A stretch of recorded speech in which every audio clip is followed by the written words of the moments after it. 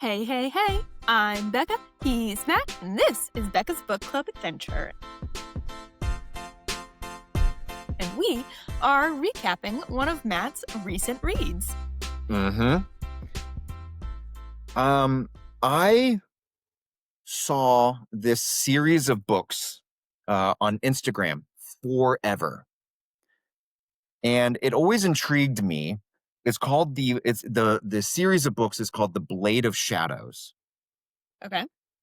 And it is the book that I read, the first book I read is called Timeborne, and it's by Sara Samuels. It is 350 pages or so. And it is, I believe it is the first book this author ever wrote. Let me ask you a couple of questions. Have you read or did you watch Outlander? We all watched the first episode of Outlander together without any pre-context. I think I would love that show. I have only seen that episode. Okay, so you at least understand the premise. Yes. Yeah. Okay. Do you give a shit about ancient Rome? Like, let's say the movie Gladiator. No? Okay. I think it's an interesting time period, but it's not one I know much about. Okay. I was really interested in this big book because it is touted to be a spicy version of Outlander, but the main character travels back to ancient Rome rather than Scotland or wherever. Okay. This is a good premise of a book. Yes, very fascinating, especially for somebody like me. In college, I majored in philosophy, almost minored in Latin, which means I took a lot of Latin classes, classical classes, ancient Rome history classes. Why almost minor instead of actually minored? One, I actually didn't realize how many credits I had, but also two, I really liked going to the bars and screw school. So this really piqued my interest. So if that sounds interesting to any of you, I urge you to turn off this episode right here, right now, before I talk about it, because I think the premise alone is enough to read this book. And I will say you should read the book. Okay, you've been forewarned. Here is a spoiler-free intro to what this book is about. All right. With an honest review, I take it is what's coming next. Yeah. So the female lead character's name is Olivia. I actually don't remember her last name. I was just flipping through some pages to hopefully it was just like right there, but it wasn't. Her name is Olivia.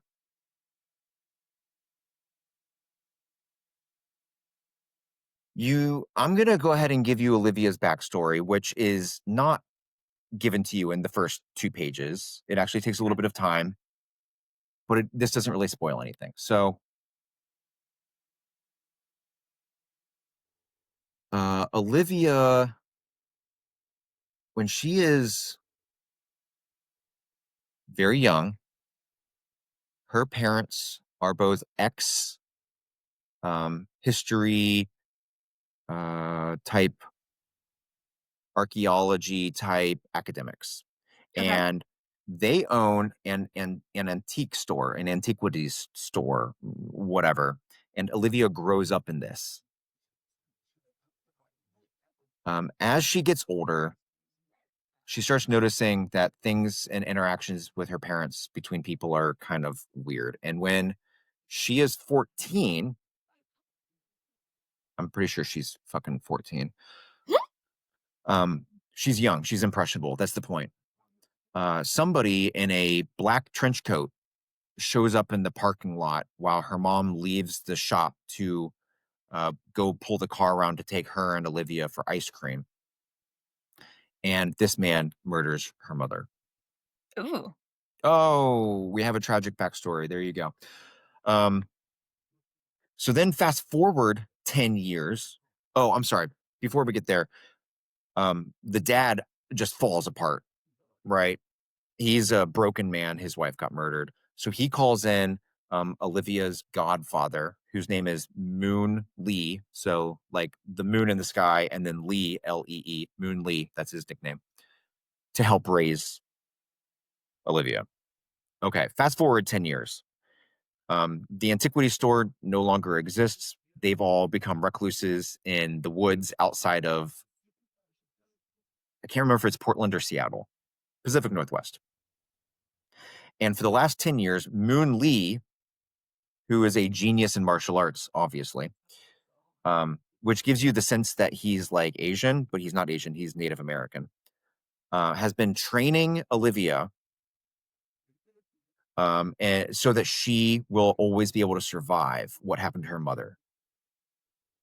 Okay. Because you get all this really cryptic why. But so he teaches her like to speak like 20 languages, and she is now a master in multiple forms of martial arts. She also has a wonderful, perfect boyfriend. He is a heartthrob that I even dropped my panties for.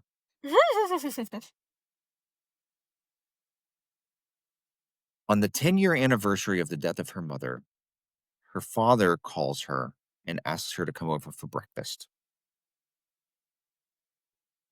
which is very unusual because he's a night owl and is not usually awake in the morning. Over breakfast, he ends up telling her all about his research before he quit academics, and it was all about time travel.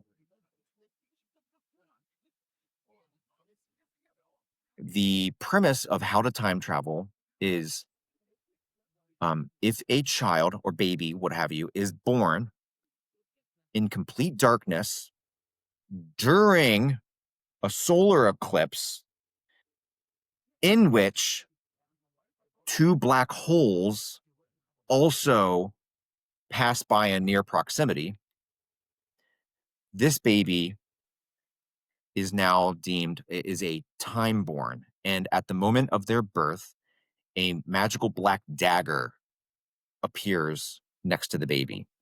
And from here on out, this dagger, you have to give the dagger a blood offering, hence why it's a dagger. So, like, cut your hand or whatever, honor around the full moon. And the timeborn is now able to travel in time. And that's Okay. our main character. Whoa, spoiler alert, Becca. I don't know where you got that from. Whoa, whoa, whoa, whoa. Um, okay, so her dad is telling her all of this. Olivia very obviously is like, "You crazy old man." Yeah, that's a normal response. Yep. But there's a noise outside. In Is it walks a her man in a boyfriend. trench coat?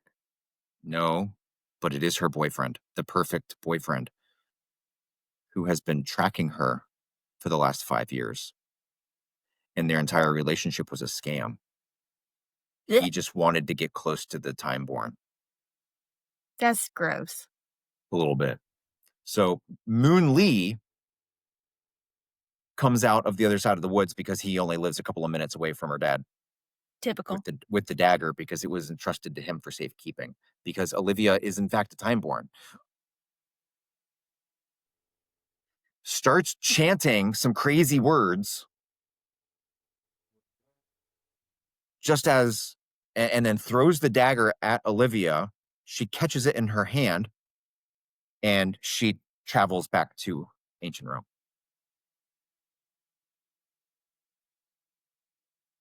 Okay, I'm interested. She's immediately accosted on a beach in outside of Rome by It is Outlander then. a handful of Praetorian guards, which because she knows 20 languages, Latin apparently among them, she can understand what they're saying. Which, as somebody that studied Latin, that's a little far fetched. I'm here to just say, We have no idea what Latin actually sounded like because it's a dead language. Nobody speaks it. We can only read it. Um, and everybody speaks it differently when you do say it like in class. Some people have an Italian accent. I always had a slightly Spanish accent because I studied Spanish before that. Other people have a Greek accent because Latin actually came from the Greeks because the Greeks anyway. So like we don't know what it sounds like.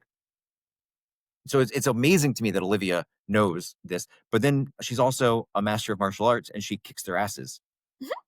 But then one of them overpowers her and she gets dragged before the emperor. Um, and she learns that she's in the 300s or maybe the late 200s, whichever. And anyway, she gets saved by another Praetorian guard whose name, a little bit a nail on the head here. His name is Roman.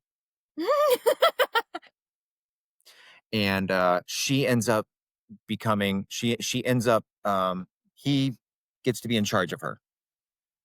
And so he puts her to work in his house. Um, and now the story is how does she get back home to her time? How does she learn how to time travel? How does she deal with these feelings that are coming up for Roman? That's like the premise of the book. I'm intrigued.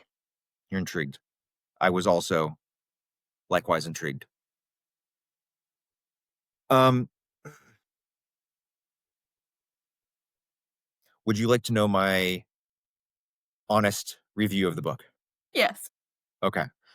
Uh, my honest review of the book is very polarizing insofar as it's a very low review and also a very high review. So if you don't want to be swayed by any review, this is your second opportunity to shut off the episode. No harm, no foul. See you later. And go read the book.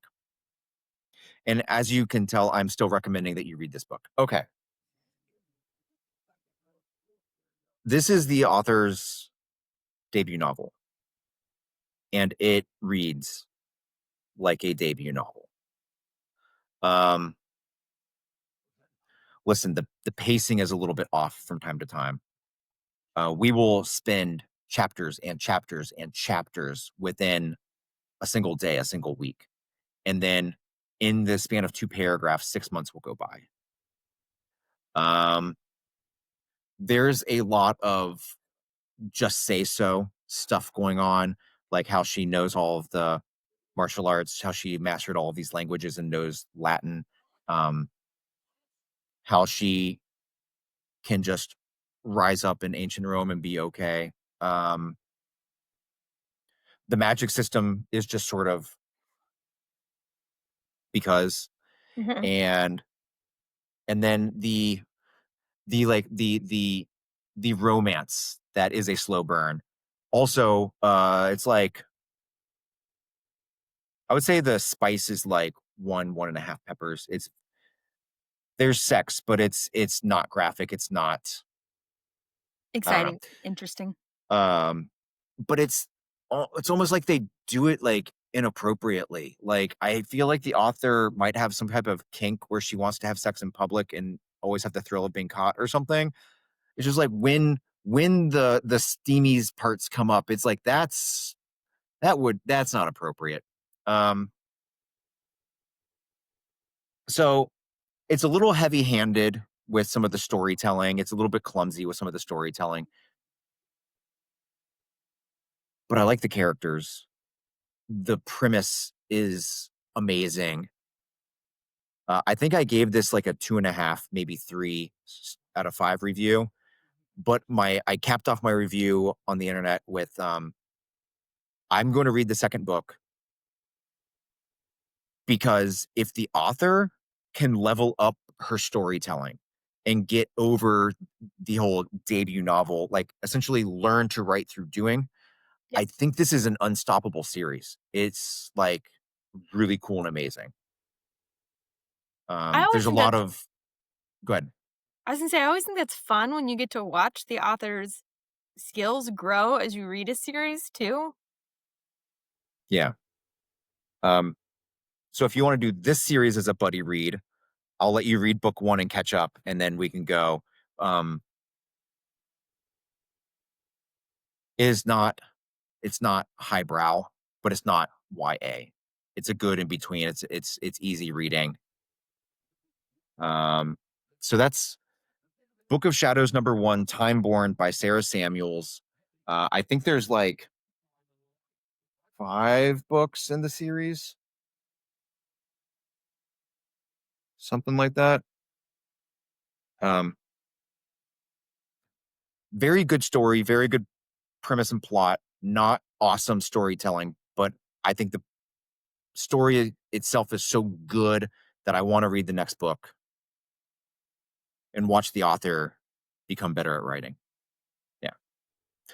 I will say, if the ancient Rome thing interests you as a listener, if the time travel thing uh, does not interest you, if the slow burn romance concept does not interest you, um, if you want a little bit more of a magic system, if you want something that's a little bit more historically accurate but is still sci-fi, I read a series of books. It might have been 2023, 2022.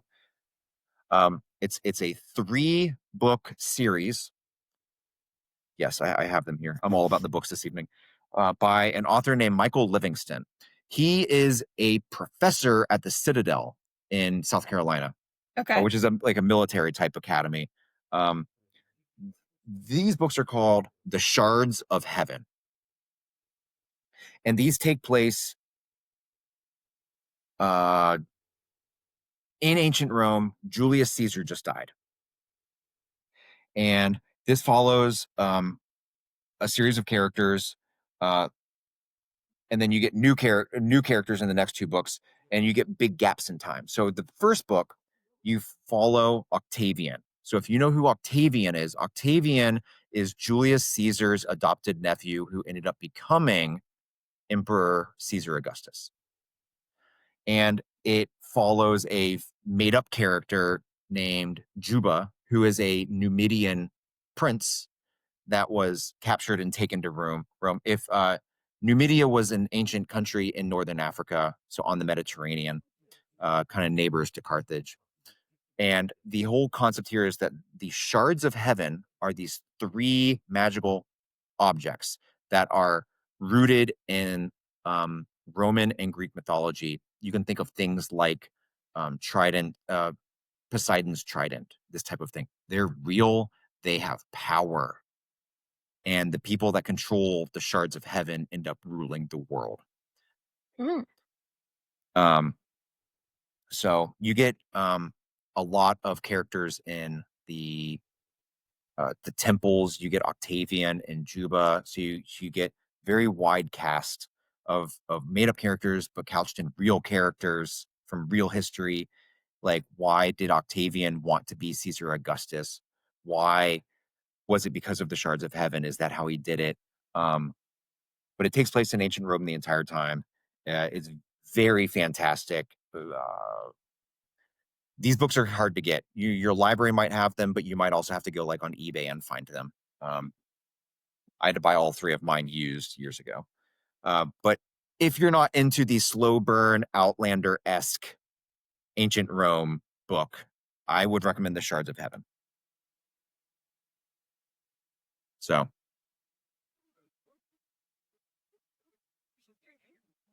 that's another book that I read. Yay. Sounds fun. Yeah. There's a lot of You books to cool. put a bookmark in. Yeah. I have multiple bookmarks now, believe it or not. Ooh. Laminated or not? One of them, yes. Another of them, no. Actually, my favorite bookmark is actually the bookmark that the library gave me when I became a member of the library, and it has like their hours on it and things like that. Mm. So, my second favorite bookmark is actually from a bookshop in Dubrovnik, Croatia, that I bought. Yes.